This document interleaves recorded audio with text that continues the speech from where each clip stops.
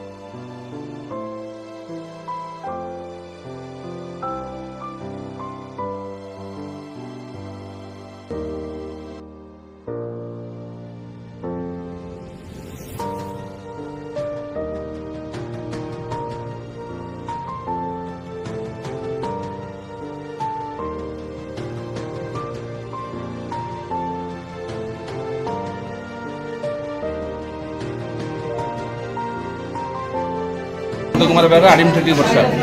नहीं आमर कॉलेज तरफ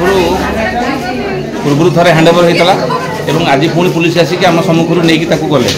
जेहेतु से मेंटाली रिटायर्ड तेणु से प्रोब्लेमटा हो बर्तमान आम पुलिस कहूँ जेहेतु बारंबार ये आम व्यवस्था से आमको पिला असुविधा पकाऊे पे काम हॉस्टेल को तेणु से अप्रोप्रिएट स्टेप नापी आम पुलिस कहूँ मर्मर चिठी भी पुलिस कर से लेडीज हॉस्टेल को ही टार्गेट करुँच तेणु आम भी व्यवस्था करूँ प्रिंसिपाल सहित कथा होलु आम एडीएम जी अच्छा पेरेंट गवर्निंग बॉडी पाखु फाइल जीव बर्तमान पिला लिखिकी देलापर आम गोटे मेन गेट में गोटे सिक्यूरीटी रखा भितर आम से व्यवस्था भी करने जाऊँ